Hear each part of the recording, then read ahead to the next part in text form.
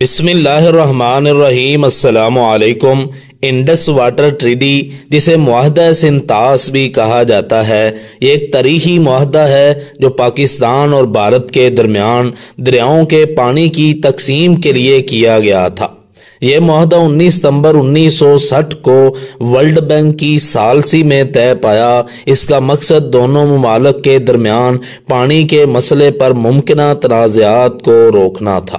کیا آپ جانتے ہیں کہ سندھ طاس کا مطلب کیا ہے؟ سندھ دریائے سندھ کی طرف اشارہ کرتا ہے، جو اس پورے آبی نظام کا سب سے بڑا دریا ہے۔ طاس کا مطلب ہوتا ہے کٹورا یا وادی، یعنی وہ علاقہ جہاں بارش یا برف باری کا پانی جمع ہو کر دریا میں شامل ہوتا ہے۔ لہذا سندھ طاس سے مراد ہے وہ پورا دریائی نظام جہاں پانی جمع ہو کر دریائے سندھ اور اس کے معاون دریاؤں میں بہتا ہے۔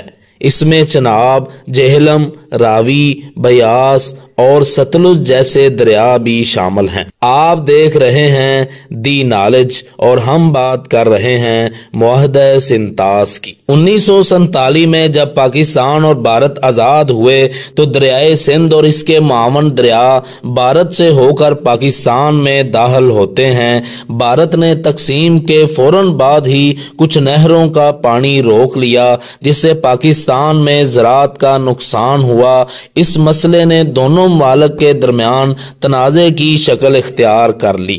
معاہدہ سندھ طاس کے تحت دریاؤں کو دو حصوں میں تقسیم کیا گیا۔ مغربی دریا پاکستان کو دیے گئے، دریائے سندھ، دریائے جہلم اور دریائے چناب۔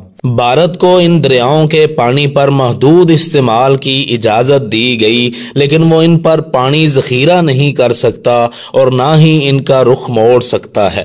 مشرقی دریا بھارت کو دیے گئے، دریائے راوی، دریائے بیاس، دریائے ستلج۔ پاکستان نے ان دریاؤں کا استعمال ترک کر دیا اور بھارت کو مکمل اختیار دے دیا گیا۔ ورلڈ بینک نے اس معاہدے میں ثالث کا کردار ادا کیا اور اس کی مالیاتی، تکنیکی اور قانونی معاونت فراہم کی۔ پاکستان کو مغربی دریاؤں پر مکمل حق ملا۔ دونوں ممالک کے درمیان ایک واضح تقسیم طے ہوئی، جس سے کئی ممکنہ جنگیں ٹل گئیں۔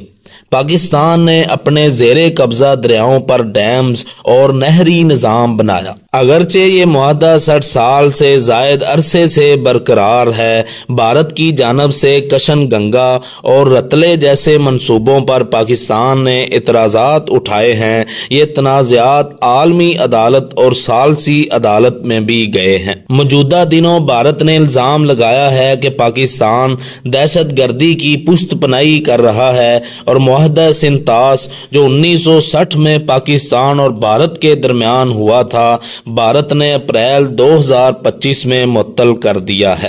پاکستان نے اس اقدام کو جنگی اقدام قرار دے کر بھارت کے خلاف فضائی حدود بند کر دی، تجارت اور ویزا سروس معطل کر دی، سفارتی تعلقات محدود کیے اور شملہ معاہدہ معطل کر دیا۔